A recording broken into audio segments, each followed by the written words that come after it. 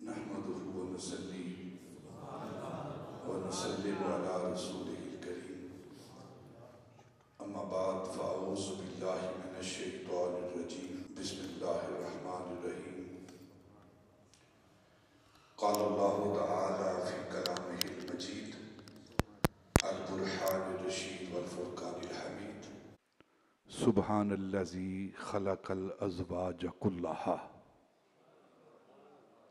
صدق اللہ مولانا العظیم وصدق رسولہ النبی الکریم ونحن علی ذالک من الشاہدین والشاکرین والحمد للہ رب العالمین وقال اللہ تعالی فی مقام آخر وعاشروہن بالمعروف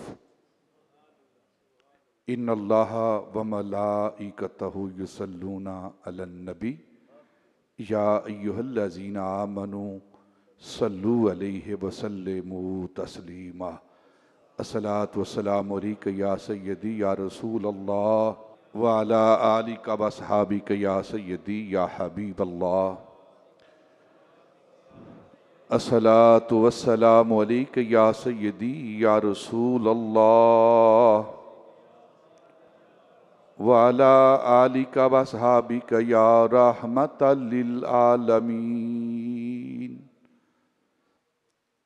انتہائی معزز و محترم سامعین، ارباب اہل سنت، ادب خردگان نکاح محبت، قرآن مجید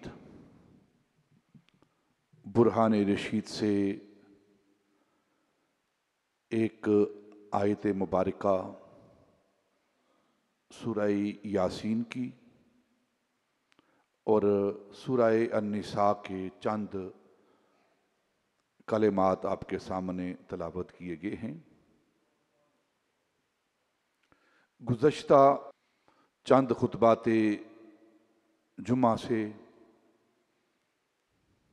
نکاح اور متعلقات نکاح،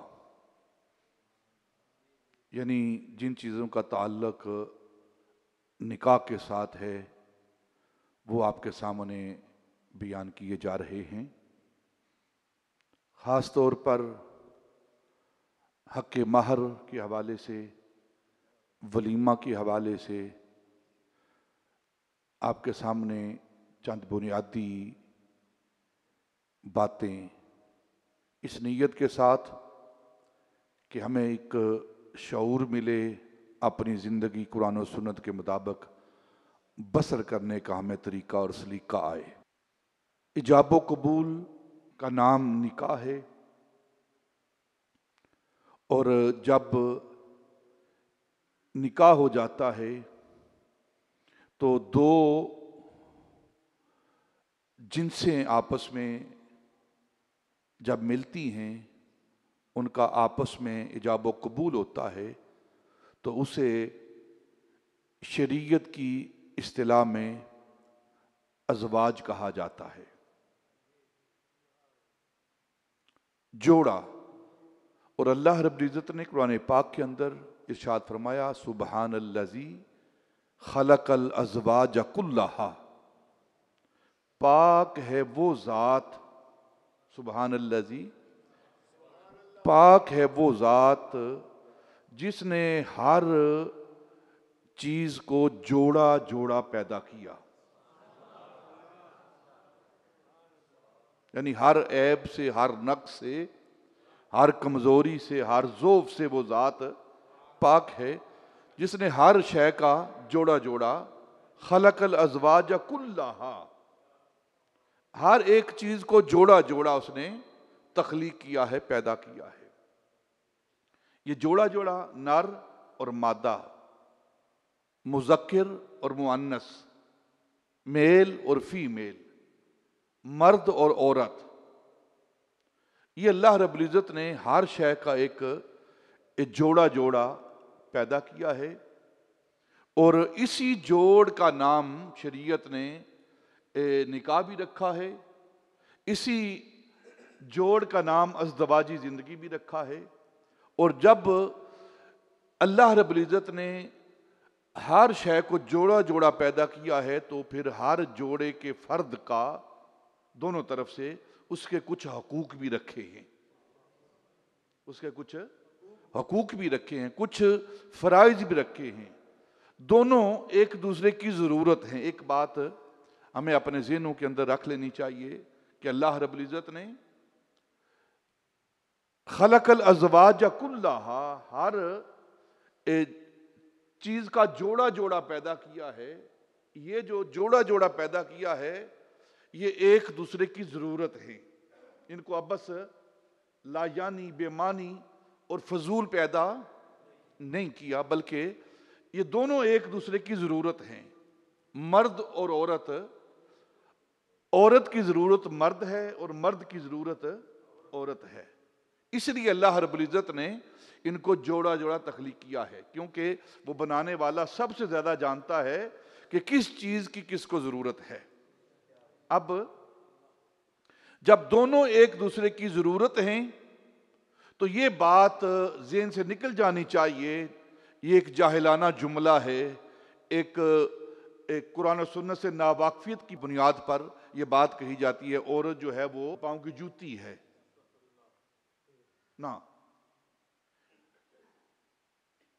اللہ رب العزت نے دونوں کو جوڑا جوڑا بنایا ہے اور دونوں ایک دوسرے کی ضرورت ہیں۔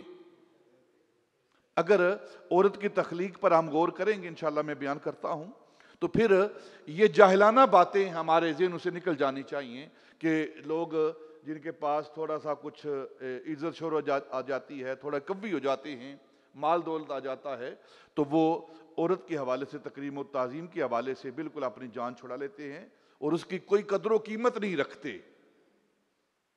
نہیں، قرآن پاک کا آپ مطالعہ کریں، قرآن پاک کے اندر اللہ رب العزت نے جب یہ بات فرما دی کہ ہم نے جوڑا جوڑا پیدا کیا ہے، تو جوڑا جوڑا پیدا کرنے کی حیثیت سے دونوں کی برابری ہے۔ تخلیق میں خلقت میں مرد اور عورت دونوں برابر ہیں، خلقت میں، تخلیق میں، پیدائش میں دونوں برابر ہیں۔ اگر فرق ہے تو کیا ہے؟ صلاحیت میں، صلاحیت میں، قوت میں، یہ فرق ہے دونوں کے اندر، اور قرآن پاک نے اس کا اظہار کیا ہے، الرجال قوامون علی النساء، مرد جو ہیں وہ عورتوں پر قوی ہیں، باری ہیں، یہ قرآن نے بیان کیا ہے۔ کس حوالے سے؟ تخلیق کے حوالے سے نہیں، تخلیق دونوں کی ایک ہی ہوئی ہے، صرف صلاحیت کے حوالے سے، علم میں، عقل میں، شعور میں، فیصلے میں، قوت میں، یہ اللہ رب العزت نے مرد کو فوقیت عطا کی ہے، مرد کو قوت عطا کی ہے، یہ اللہ رب العزت عطا کرنے والا، کیونکہ جس نے بنایا ہے وہ بیان کر رہا ہے۔ باقی رہی بات اس کی تخلیق کے حوالے سے، اس کے معاملات کے حوالے سے، تو دونوں آپس میں برابر ہیں۔ اگر قرآن کا مطالعہ کریں تو قرآن اللہ رب العزت سورہ نحل کے اندر بیان فرماتے ہیں، من عمل صالحا من ذکر او انثی وہو مؤمن فلنحیینہ حیاتا طیبہ۔ اللہ فرماتا ہے سورہ نحل کے اندر کہ جو من عمل صالحا من ذکر انثی، جو مرد اور عورت، صرف مرد کی بات نہیں ہوئی، جو مرد اور عورت نیکی والی زندگی گزارتے ہیں، عمل صالح کرتے ہیں، عمل صالح کرتے ہیں، کون؟ صرف مذکر کی بات نہیں ہوئی، صرف نر کی بات نہیں ہوئی، صرف مرد کی بات نہیں ہوئی، رجال کی بات نہیں ہوئی، بلکہ دونوں کی، من عمل صالحا من ذکر او انثی وہو مؤمن۔ یہاں قرآن پاک کے اندر تھوڑا سا ہمیں غور کرنا چاہیے کہ کس انداز میں اللہ رب العزت، یہ قرآن جو ہے یہ علوم و معارف کا سمندر ہے، علوم و معارف کا سمندر ہے یہ قرآن، اور اس کا ایک ایک جملہ، ایک ایک حرف جو ہے اس کے اندر علوم و معارف کے خزانے بھرے ہوئے ہیں۔ اللہ رب العزت نے دونوں کی برابری کا بیان کیا کہ دونوں نیک عمل کرنے والے، وہ مذکر ہے یا مؤنث ہے، دونوں نیک عمل کرنے والے. آگے پھر جو اگلا جملہ ہے، اگلے جو الفاظ ہیں اس پر غور کرنا چاہیے. وَهُوَ مُؤْمِنٌ، وَهُوَ مُؤْمِنٌ، وہ مرد اور عورت دونوں کا ذکر کر کے پھر آگے ضمیر جو ہے وہ واحد مذکر کی لائی گئی ہے. وَهُوَ ضمیر جو ہے وہ واحد مذکر کی ہے. یہ واحد ضمیر کی ضمیر لا کر اس بات کی طرف اشارہ کیا جا رہا ہے بے شک یہ تخلیق میں دونوں برابر ہیں، لیکن قوت کے حوالے سے، اہمیت کے حوالے سے ہوا وہ مرد کی افضلیت اور اس کی قوت زیادہ ہے. ہوا ضمیر چاہیے یہ تھا ہما ضمیر لائی جاتی دونوں کے حوالے سے کہ دونوں مومن ہوں، لیکن ضمیر مذکر کی لائی گئی ہے، مؤنث کی ضمیر نہیں یہاں لائی گئی. تو اللہ رب العزت اس ضمیر کے اندر ایک اشارہ بیان کر دیا ہے کہ جو قوی چیز ہے، جس کو ہم نے قوت عطا کی ہے، وہ مرد ہے. تخلیق کے حوالے سے دونوں برابر ہیں. یہ کوئی کم اور زیادہ اس میں تخلیق کے حوالے سے نہیں ہے، دونوں کی برابری ہے. لیکن اللہ رب العزت نے مردوں کو عورتوں پر قوت عطا کی ہے. دوسری جگہ سورہ احزاب کے اندر ان المسلمین والمسلمات والمؤمنین والمؤمنات والقانتین والقانتات، آگے پوری آیت اگر پڑھیں تو دونوں کا ذکر ہے. بے شک مسلمان مرد اور مسلمان عورتیں، بے شک مومن مرد اور مومن عورتیں، قانتین مرد اور قانتات عورتیں، صادقین مرد اور صادقات عورتیں، صائمین روزہ رکھنے والے مرد اور روزہ رکھنے والی عورتیں، اللہ سے ڈرنے والے مرد اور اللہ سے ڈرنے والی عورتیں. یہ پوری آیت سورہ احزاب کی. اور پھر اللہ کی حضور خاشیت رکھنے والے مرد اور خاشیت رکھنے والی عورتیں، اور پھر اپنی شرمگاہوں کی حفاظت کرنے والے مرد اور حفاظت کرنے والی عورتیں. یہ سارا ذکر کر کے اللہ رب العزت نے قرآن پاک کے ان کی ہر فضیلت، ہر عمل کے اندر برابری پیدا کر دی ہے کہ جو صبر کرنے والی عورت ہے اور صبر کرنے والا مرد ہے، جو خشیت رکھنے والی عورت ہے اور خشیت رکھنے والا مرد ہے، جو صبر کرنے والی عورت اور صبر کرنے والا مرد ہے، جو روزے رکھنے والی عورت اور روزے رکھنے والا مرد ہے، اللہ رب العزت نے دونوں کے لیے جنت کا اجر تیار کر رکھا ہے. ایک بنیادی جو مقدمہ ہے اس کو آپ ذہن میں رکھ لیں. یہ تصور ہم نے اپنے ذہن سے نکال دینا ہے کہ عورت کی کوئی حیثیت نہیں. اگر زندگی کی گاڑی ہم نے چلانی ہے تو یہ زندگی کی گاڑی چلانے کے لیے مرد اور عورت دو پہیے ہیں، دو ویل ہیں، دو پہیے ہیں. اور اگر آپ تھوڑا عقل سے کام لیں تو ایک ویل کے ساتھ گاڑی نہیں چلتی.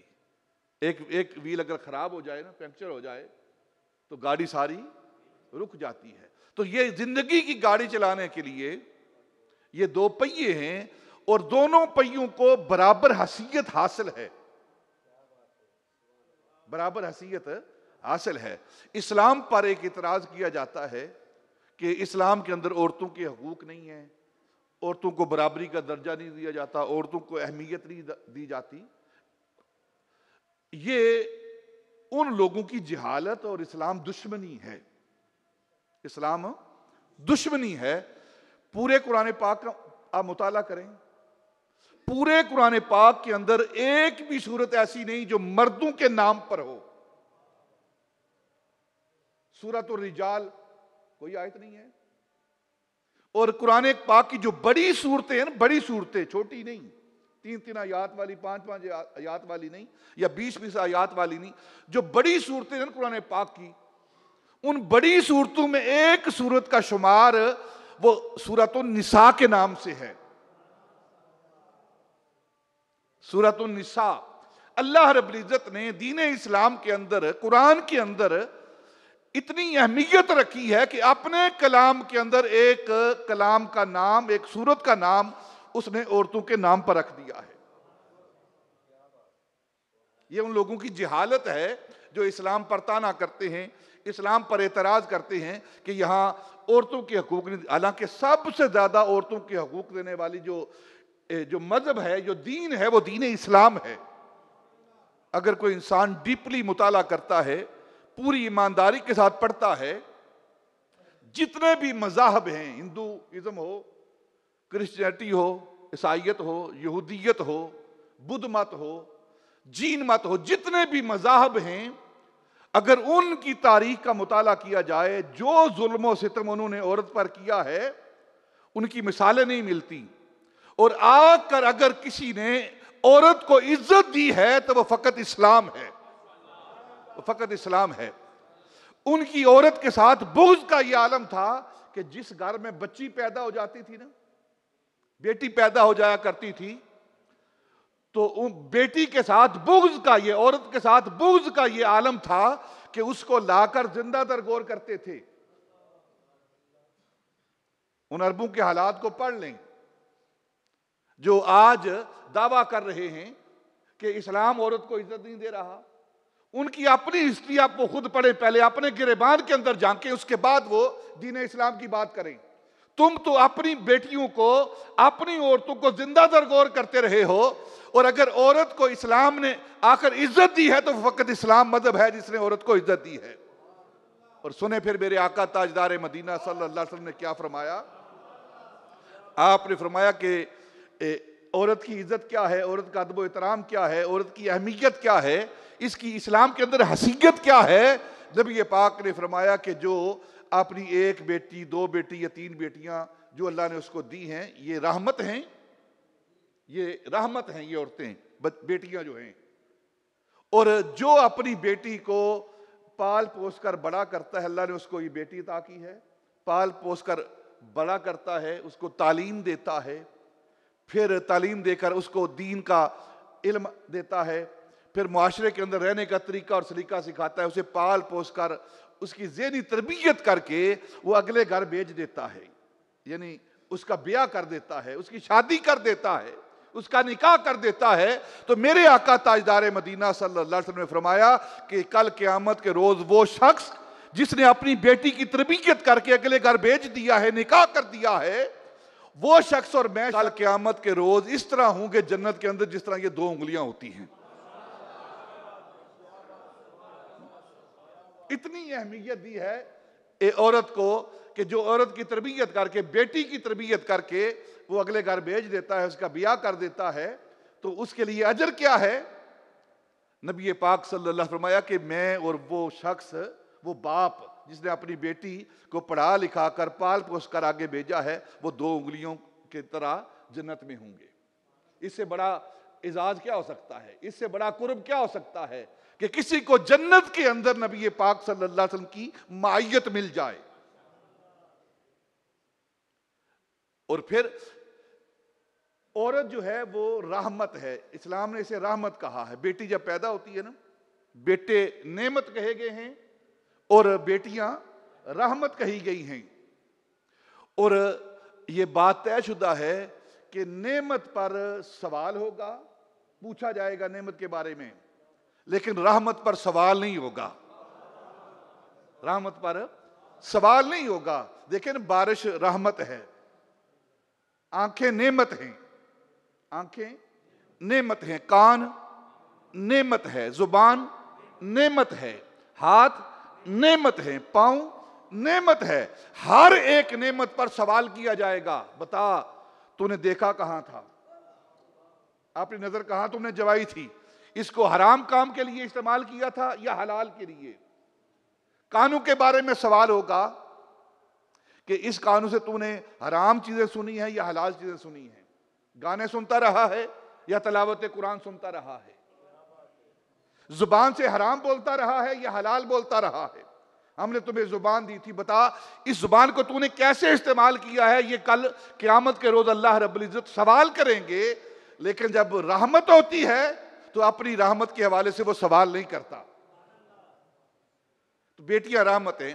اور کتنا مقام اور مرتبہ ہے اللہ رب العزت کی ذات اپنے محبوب کو اگر عطا کر رہا ہے تو بیٹیاں عطا کر رہا ہے. اتنی اہمیت ہے اسلام کے اندر بیٹیوں کی. اور پھر اعتراض کیا جاتا ہے کہ مسلمان جو ہیں وہ اپنے مذہب کے حوالے سے بڑے تنگ دل ہیں، تنگ نظر ہیں، فنڈامنٹل ہیں، بنیاد پرست ہیں. حالانکہ انہیں اسلام کا مطالعہ کرنا چاہیے، قرآن کا مطالعہ کرنا چاہیے۔ اللہ رب العزت نے اپنے محبوب پر قرآن کو اتارا، لیکن پورے قرآن کے اندر سورہ عائشہ نہیں ہے، محبوب خدا، ام المومنین، نبی پاک صلی اللہ علیہ وسلم کی سب سے پسندیدہ اور محبوب زوجہ وہ سیدہ عائشہ صدیقہ رضی اللہ تعالیٰ عنہا ہے، لیکن قرآن پاک کے اندر سورہ عائشہ نہیں ہے، سورہ خدیجہ نہیں ہے، اور چاروں بیٹیوں میں سب سے پیاری بیٹی سیدہ فاطمہ ہیں، نبی پاک کی سب سے پیاری بیٹی سیدہ فاطمہ تو زہرا رضی اللہ تعالی عنہا ہیں، لیکن نبی پاک صلی اللہ علیہ وسلم نے آپ پر جو قرآن اترا ہے، اللہ رب العزت نے آپ کی بیٹی فاطمہ کے نام پر کوئی صورت نہیں رکھی۔ اور اسلام کتنا ایک کھلا دل رکھتا ہے، کتنا لوگوں کا خیال رکھتا ہے، کتنے مذاہب کا خیال رکھتا ہے کہ پورے قرآن کے اندر نبی پاک کی کسی زوجہ کے نام کی کوئی صورت نہیں، اور نبی پاک کی بیٹی کے نام کی کوئی صورت نہیں۔ اور اگر آپ قرآن کا مطالعہ کریں، قرآن کی تلاوت کریں، تو ہمارے قرآن کے اندر سورہ مریم ہے، سورہ مریم ہے جو حضرت عیسیٰ علیہ السلام کی والدہ ہیں، ان کی والدہ کے نام پر اللہ نے قرآن کی صورت رکھ دی ہے۔ اتنا جگرا تم بھی لاؤ نا کہ اپنی بائبل کے اندر نبی پاک صلی اللہ علیہ وسلم کی آل کے حوالے سے، اصحاب کے حوالے سے کسی کا ذکر کر دو، لیکن تمہارے اندر یہ جگرا نہیں ہے، یہ وسعت اگر ہے اسلام کے اندر ہے کہ اسلام اتنا وسعت والا ہے، اتنا ماڈرن ہے کہ اتنا وہ وسیع ظرف رکھتا ہے کہ تمہارے جو نبی ہیں نا ان کی والدہ کا ذکر بھی ہم اپنے وسعت کے ساتھ کر رہے ہیں۔ تو گویا اسلام تنگ دل نہیں ہے، تم تنگ دل ہو، تم تنگ دل ہو جو اسلام پر یہ اعتراض کر رہے ہو۔ تو اللہ رب العزت نے مرد اور عورت کو جوڑا جوڑا بنایا ہے، شادی کے بعد یہ جوڑا جوڑا بنتا ہے۔ اس کے من جملہ مقاصد میں سے جوڑا جوڑا بنانے کا جو مقصد ہے اس میں سے ایک مقصد یہ ہے کہ افزائش نسل ہو، معاشرتی نظام آگے بڑھے، اس کی بقا جوڑے جوڑے کے اندر رکھتی ہے، معاشرتی نظام کی آپس میں مل کر رہنا جو ہے اس کو معاشرہ کہتے ہیں، اور اس کی بقا جو ہے وہ آگے جوڑا جوڑا پیدا کرنے کے نتیجے میں جو اولاد پیدا ہوتی ہے، اس بقا کا نام اللہ رب العزت نے یہ رکھا ہے، اور پھر اس کی ارتقاء قیامت تک نسل سے نسل چلتی رہے گی۔ اس لیے اللہ رب العزت نے دونوں کو جوڑا جوڑا بنایا ہے۔ جب انسان نکاح کر لیتا ہے تو اب ایک دوسرے کے اوپر دونوں کے حقوق اور فرائض آ جاتے ہیں۔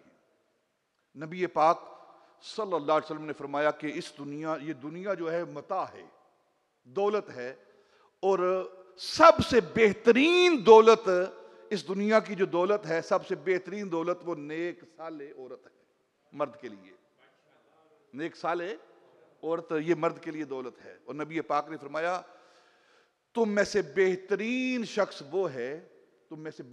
وہ ہے جو اپنے اہل خانہ کے لیے خیر والا ہے، بہتر ہے۔ خیرکم لأہلہ وانا خیرکم لأہلی، تم میں سے بہترین شخص وہ ہے جو اپنے گھر والوں کے لیے، اہل و عیال کے لیے خیر والا ہے، بہتر ہے، اور میں محمد تم سب سے زیادہ اپنے اہل کے لیے، اپنی ازواج کے لیے، اپنے گھر والوں کے لیے سب سے زیادہ خیر والا ہوں۔ دونوں کی اسلام نے تعلیم دے دی ہے۔ اور پھر عورت کے حوالے سے نبی پاک صلی اللہ علیہ وسلم فرمایا کہ خیر والی عورت کون سی ہے، برکت والی عورت کون سی ہے؟ آپ نے فرمایا کہ جو 5 وقت کی نماز پڑھتی ہے، ماہ رمضان کے روزے رکھتی ہے، اور پھر اپنی شرمگاہ کی حفاظت کرتی ہے، اپنی شرمگاہ کی حفاظت کرتی ہے، اور اپنے خامند کی اطاعت کرتی ہے، اپنے خامند کی تابعداری اطاعت کرتی ہے۔ نبی پاک نے فرمایا کل قیامت کے روز جنت کے 8 دروازے ہیں، جنت کے 8 دروازے ہیں، اور ہر دروازے سے اسے اختیار دیا جائے گا کہ جس دروازے تو گزرنا چاہے گزر جا اور جنت میں داخل ہو جا۔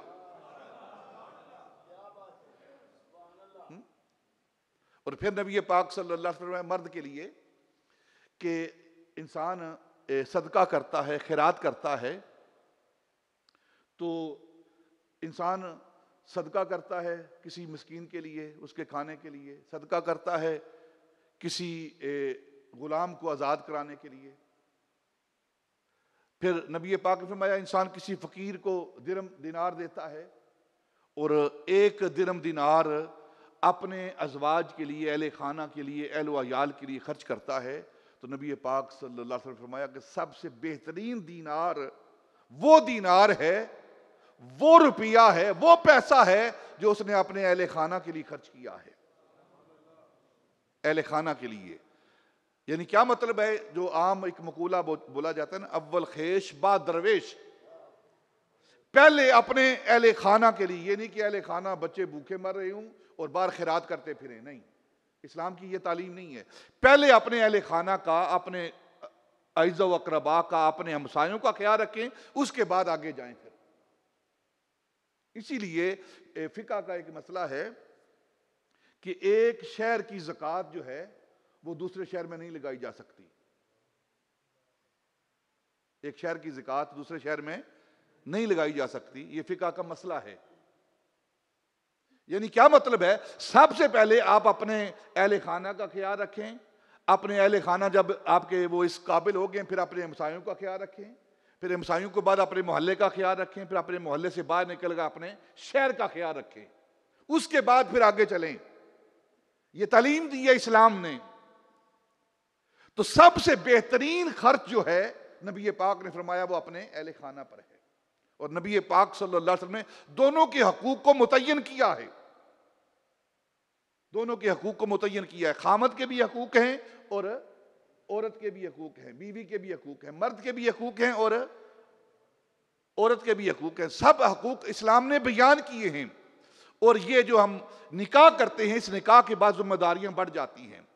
ایک من جملہ مقاصد میں سے ایک مقصد یہ ہے کہ ارتقاء نسل ہوتی ہے، اولاد پیدا ہوتی ہے.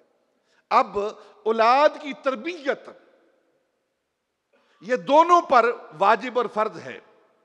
اولاد کی تربیت جس سے ہم آج اپنا ذمہ داری چھڑا رہے ہیں، اس ذمہ داری سے اپنا منہ موڑ رہے ہیں اپنی اولاد کی تربیت کے حوالے سے. پڑھ لے گی ٹھیک ہے، نہیں تو نہ صحیح. قرآن پاک پڑھا ہے، پڑھا نہیں پڑھا تو کوئی بات نہیں. یہ والدین سے اس کا سوال ہوگا، پوچھا جائے گا کہ اپنی اولاد کی تربیت کے حوالے سے تم نے کیا کیا ہے. ان کو قرآن پڑھایا ہے کہ نہیں پڑھایا، دین سکھایا کہ نہیں سکھایا. اور ساری ہماری محنت اور کوشش دنیاوی تعلیم کے لیے یہ ہماری کوشش ہوتی ہے کہ یہ اسکول کا پڑھ جائیں، علم حاصل کر لیں اسکول کا، تاکہ ان کو نوکری مل جائے. اور جو انسانیت کی بنیاد ہے قرآن و سنت، اس سے بشک وہ جائے رہیں. دنیا کے اندر کامیاب ہو جائیں لیکن آخرت بشک ان کی ناکام ہو جائے. اس حوالے سے بھی ان کی ذمہ داریوں میں سے ایک ذمہ داری یہ بھی ہے کہ اپنی اولاد کی تربیت کی جائے، ان کو آداب سکھائے جائیں، ان کو ایٹیکیٹ سکھائے جائیں، ان کو اٹھنے بیٹھنے کا طریقہ سکھایا جائے.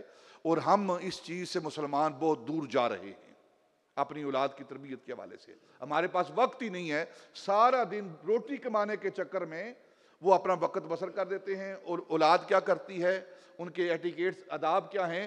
اگر آپ نے اس چیز کو دیکھنا ہے تو اپنی آنکھوں سے باہر نکل کر دیکھ لیں کہ ہمارے آداب اور ایٹیکیٹس کیا ہیں. دوسری قوموں کو بھی دیکھیں اور اپنے آپ کو بھی ہم دیکھیں کہ ہمارے ایک دوسرے کے ساتھ حقوق، آداب، معاملات کیا ہیں. کس طرح ہم ایک دوسرے کے ساتھ جھگڑتے ہیں، کس طرح ایک دوسرے کے حقوق پر ڈاکہ ڈالتے ہیں، کس طرح ایک دوسرے کے حقوق کو چھینتے ہیں، اور کس طرح ایک دوسرے کی عزت کو پائمال کرتے ہیں. یہ اگر تھوڑا سا ہم باہر نکلیں گے، نکل کر آسانی کے ساتھ ہم دیکھ سکتے ہیں اس چیز کو. برابر بھی ہمیں موقع مل جائے کسی کو نقصان پہنچانے کا، اس کا مال چھیننے میں، اور اس کو جھوٹ کے ساتھ اپنا مال بیچنے میں موقع مل جائے تو ہم ذرہ برابر بھی اس کو اگنور نہیں کرتے، فوراً وہ اپنا مال لے لیتے ہیں. حرام ہے یا حلال ہے، اس کی تمیز ہی ختم ہو چکی ہے ہمارے اندر. اور اس کی وجہ کیا ہے کہ والدین نے ہماری تربیت نہیں کی. اور جہاں تربیت ہوتی ہے وہاں بیٹھنے کے لیے ہمارے پاس وقت نہیں ہے کوئی بھی. پہلے دیکھیں نا، پہلے لوگ ایک محلے کا، گاؤں کے ایک بزرگ ہوتا تھا، اس کے قریب سارے جا کر بیٹھ جاتے تھے. آج وہ وقت ہی نہیں ہے، وہ محفل ہی نہیں ہے. صرف ایک یہ انٹرنیٹ ملا ہوا ہے، ہمیں فون ملا ہوا ہے، اس کے ارد گرد گھوم رہے ہیں سارا دن اور رات 24 گھنٹے. اور جو سب سے بڑی تباہی ہے، اور یہ جان بوجھ کر ہمارے ساتھ کیا جا رہا ہے، جان بوجھ کر، تاکہ ان کے اخلاق کو بگاڑ دیا جائے، ان کے سینوں کے اندر جو اسلام کی محبت ہے، نبی پاک کی محبت ہے، اس کو نکال دیا جائے. اور اسی بات کا رونا اقبال رویا ہے، وہ فاقہ کش مسلمان جو موت سے ڈرتا نہیں ذرا، روح محمد اس کے بدن سے نکال دو. فکر عرب کو دے کر فرنگی تخیلات. دیکھیں نا سعودی عرب کے اندر کیا ہو رہا ہے، حج پر پابندی، عمرے پر پابندی، طواف پر پابندی، حرم کے اندر نماز پڑھنے پر پابندی، لیکن ناچ گانا سر عام ہو رہا ہے، جوا خانہ سر عام کھل رہے ہیں، سینمے عام کھل رہے ہیں، فحاشی عام ہو رہی ہے.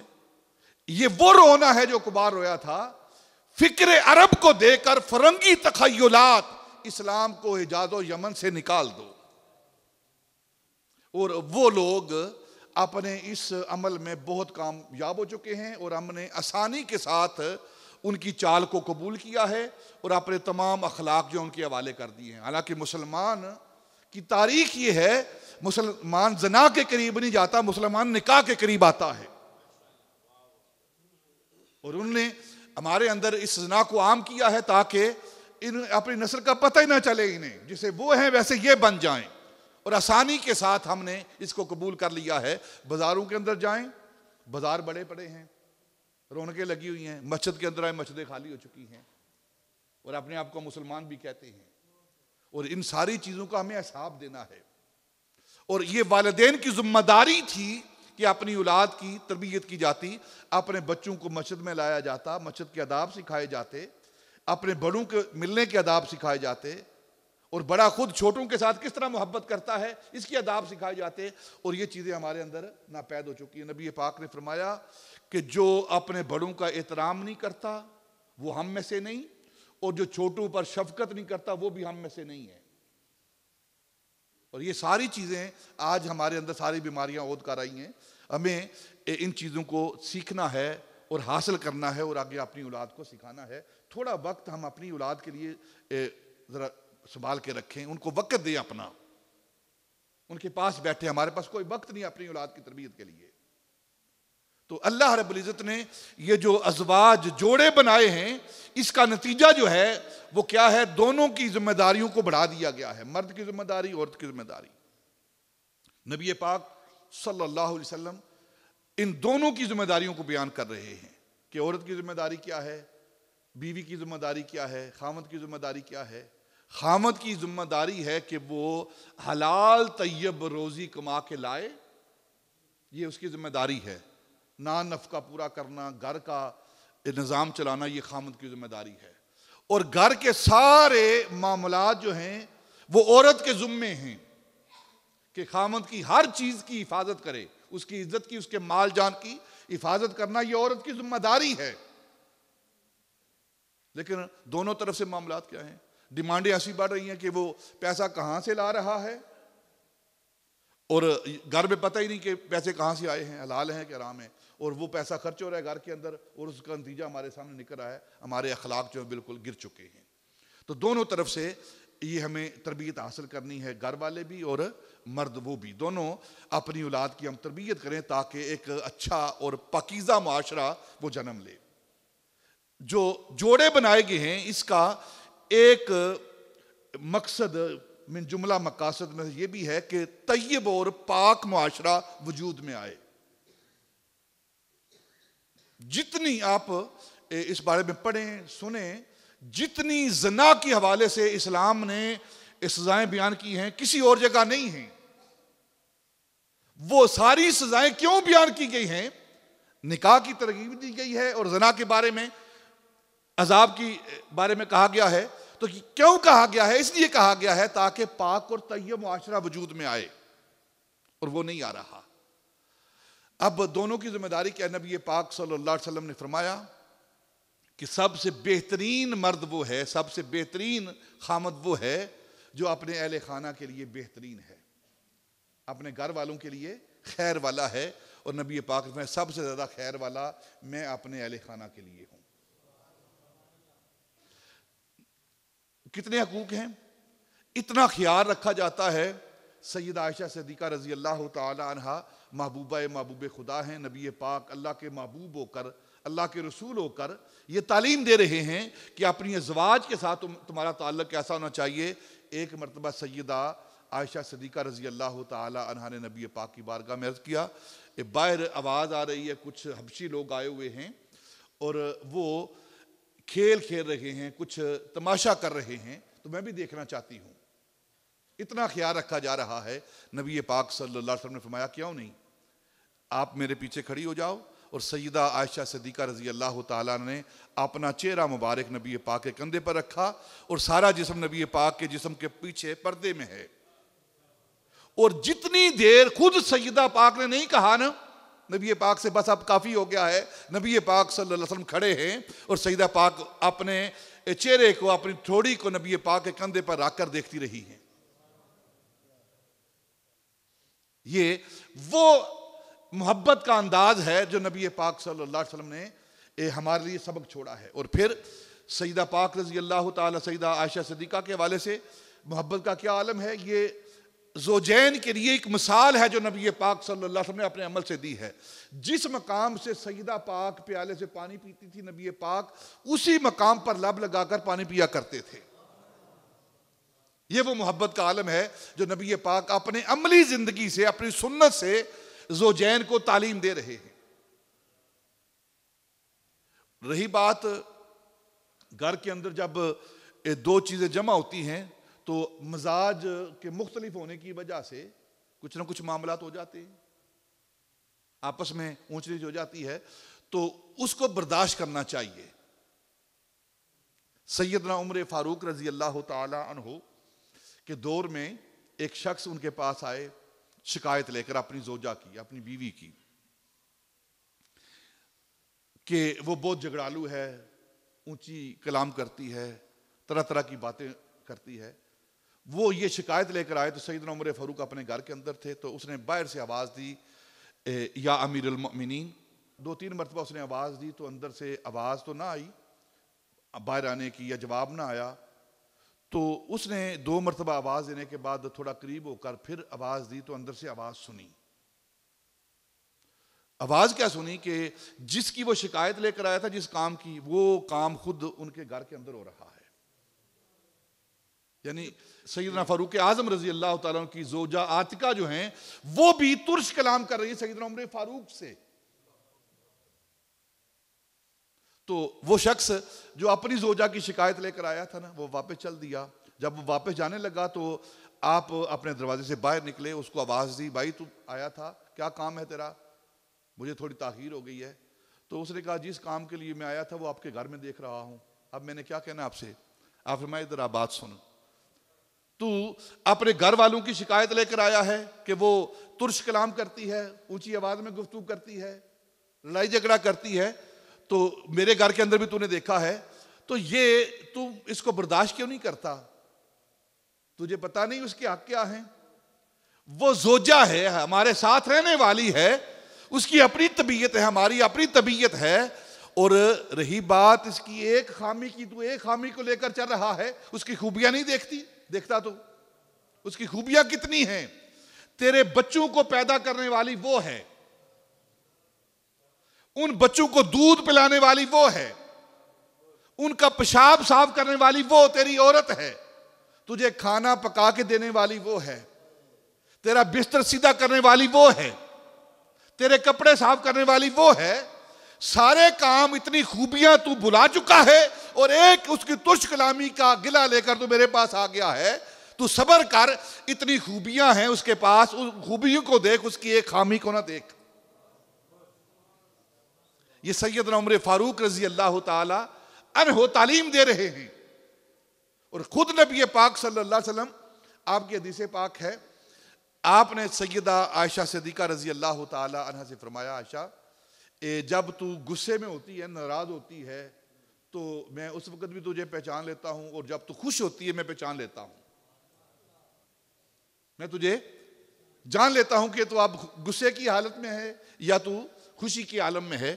تو پوچھا یا رسول اللہ آپ کیسے پہچانتے ہیں؟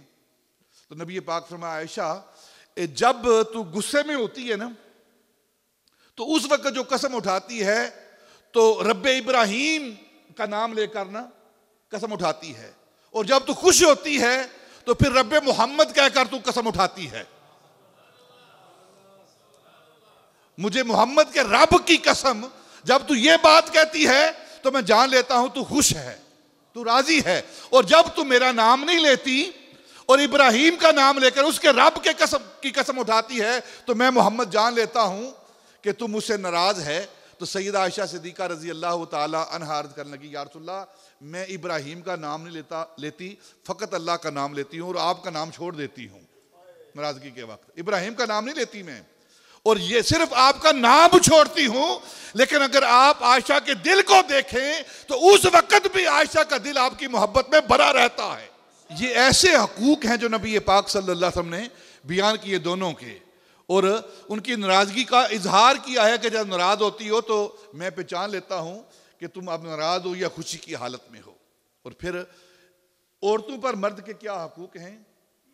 نبی پاک صلی اللہ علیہ وسلم کے پاس حضرت ابو ہریرہ رضی اللہ تعالی عنہ فرماتے ہیں کہ چند لوگ نبی پاک کی بارگاہ میں حاضر ہوئے اور ان نے کہا کہ ہم نے سنا ہے کہ آپ نے نبوت کا دعویٰ کیا ہے.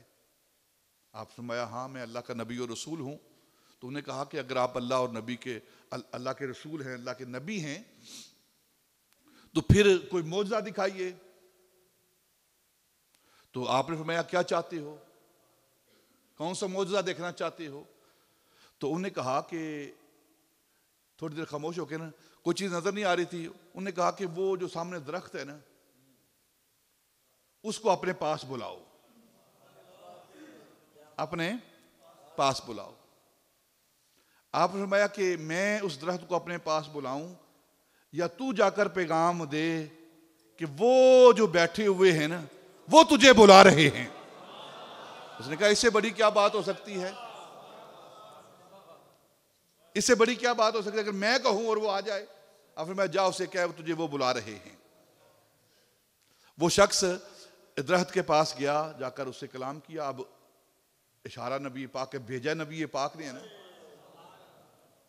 تو سیرت کی کتابیں کہتی ہیں کہ جب اس نے شخص نے پیغام دیا نا کہ تجھے وہ بلا رہے ہیں تو وہ درخت اپنی جگہ سے کبھی دائیں کبھی بائیں کبھی آگے کبھی پیچھے وہ ہل رہا ہے. تو تاریخ والے کہتے ہیں، سیرت والے کہتے ہیں کہ وہ اپنی جڑیں اکھاڑنے کے لیے وہ ہل رہا تھا. کبھی دائیں ہوتا ہے کبھی بائیں ہوتا ہے، کبھی آگے ہوتا ہے کبھی پیچھے ہوتا ہے، تاکہ اپنی جڑوں کو اکھاڑے. اور اس مقام پر قبلہ عالم جو بیان کرتے ہیں فرماتے ہیں کہ وہ جڑیں نہیں اکھاڑ رہا تھا بلکہ نبی پاک کے بلاوے میں وجد میں آ رہا تھا، وجد کر رہا تھا. آیا ہے بلاوا مجھے سرکار نبی سے. تو دائیں بائیں آگے پیچھے ہو کر نا اس نے چلنا شروع کر دیا. اور حضرت امام بصیری وجاءت لدعوتہ الاشجار ساجدۃ تمشی علی ساکن بلا قدمی. حضرت امام بصیری کہتے ہیں کہ وہ سجدہ کرتے ہوئے درخت اپنی جگہ کو چھوڑ کر نبی پاک کی بارگاہ میں حاضر ہوا. آپ کی دعوت پر، آپ کے بلانے پر وہ درخت جو ہے وہ جھکا ہوا سجدہ کرتے ہوئے نبی پاک کی بارگاہ میں حاضر ہوا. تمشی علی ساکن، ایک پڈلی پر دوڑتا ہوا بغیر قدموں کے وہ نبی پاک کی بارگاہ میں حاضر ہوا. جب نبی پاک کی بارگاہ میں حاضر ہوا سجدے میں وہ درخت گرا نا تو وہ کہنے لگے کہ ہم نے آپ سے معجزہ مانگا تھا، آپ نے معجزہ دیا ہے، ہم کلمہ پڑھتے ہیں، آپ کا اسلام لاتے ہیں اور آپ اس بات کے حقدار ہیں کہ آپ کو سجدہ کیا جائے، سجدہ کیا جائے، آپ کو سجدہ کیا جائے کیونکہ یہ درخت آپ کو سجدے کر رہے ہیں. اور دوسری روایات میں آتا ہے کہ جانور اونٹ آ کر آپ کو سجدہ کرتے. تو نبی پاک نے فرمایا کہ میں اللہ کا نبی ہوں، رسول ہوں، سجدہ جو ہے وہ صرف اللہ کی ذات کے لیے ہے، کسی اور کے لیے سجدہ نہیں ہے. اور پھر دوسری روایت میں آتا ہے، ابو داؤد شریف کی روایت ہے کہ چند صحابہ رضوان اللہ تعالی علیہم اجمعین، قیس بن سعد رضی اللہ تعالی عنہ، وہ ایک بستی میں گئے تو وہاں دیکھا کہ لوگ اپنے سردار کو سجدہ کر رہے ہیں. قبیلے کے سردار کو سجدہ کر رہے ہیں، تو آ کر نبی پاک کی بارگاہ میں عرض کی یا رسول اللہ آپ زیادہ حقدار ہیں اس سردار سے سجدے کے، اگر وہ لوگ سردار کو سجدہ کر سکتے ہیں تو آپ تو عزت والے ہیں، تو آپ زیادہ حقدار ہیں۔ تو نبی پاک نے فرمایا قیس بن سعد اگر تم میری قبر کو دیکھو تو سجدہ کرو گے؟ انہوں نے کہا نہیں کریں گے۔ ابو داؤد شریف کے حدیث پاک ہے۔ تو نبی پاک نے فرمایا پھر یہ کام اب بھی نہ کرو، سجدہ کے لیے صرف ایک ہی ذات ہے، وہ کون سی ہے؟ اللہ رب العزت کی۔ یعنی شریعت میں سجدہ اگر کسی کو سجتا ہے نا،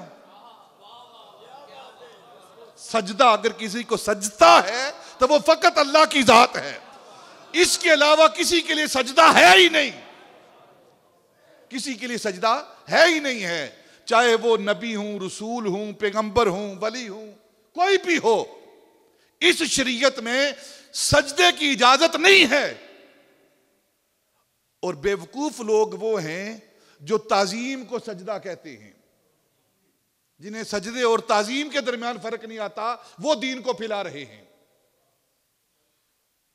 جنہیں تعظیم اور سجدے کے درمیان فرق کرنا نہیں آتا، وہ دین کی تعلیم دے رہے ہیں۔ ظلم یہ ہے، صرف کسی نے کسی کی تعظیم کی ہے، بوسہ دیا ہاتھ کو، کیا سجدہ ہو گیا ہے۔ جب ایسے لوگ دین کی تعلیم دیں گے پھر دین کا یہی حال ہوگا جو ہوا ہے۔ تو نبی پاک صلی اللہ علیہ وسلم نے فرمایا کہ نہیں، تو آپ نے فرمایا بخاری شریف کی حدیث پاک، دوسری ابو داؤد کی حدیث پاک، سیاستہ کی حدیث پاک، آپ نے فرمایا کہ اگر میں محمد کسی دوسرے کو سجدہ کرنے کی اجازت دیتا، حکم دیتا، تو میں عورت کو حکم دیتا کہ اپنے خامد کو سجدہ کرے، اپنے خامد کو سجدہ کرے۔ اتنی اہمیت ہے مرد کی، خامد کی شریعت کے اندر، کہ اگر سجدے کی اجازت ہوتی تو نبی پاک فرماتے ہیں میں عورت کو کہتا، بیوی کو کہتا اپنے خامد کو سجدہ کرے۔ اور خامد کے حقوق میں نبی پاک نے فرمایا اگر خامد بیمار ہو جاتا ہے، اس کو تکلیف ہوتی ہے اور اس کے ناک سے، اس کے جسم سے پیپ اور خون نکل رہا ہو، جسم سے پیپ اور خون نکل رہا ہو، اور اگر عورت اس خون اور پیپ کو چاٹے پھر بھی اپنے خامد کا حق نہیں ادا کر سکتی۔ وہ اتنے حقوق ہیں دونوں کے آپس میں۔ تو یہ جو ازواج جوڑے بنائے گئے ہیں، ارتقاء کے لیے بنائے گئے ہیں، نشو و نما کے لیے بنائے گئے ہیں، افزائش نسل کے لیے بنائے گئے ہیں، اور دونوں کے آپس میں حقوق ہیں، مرد کے حقوق عورت پر اور عورت کے حقوق مرد پر، یہ دونوں شریعت نے بیان کر دیے ہیں۔ اللہ ہمیں ان حقوق کو ادا کرنے کی توفیق عطا فرمائے۔ وما علینا الا البلاغ۔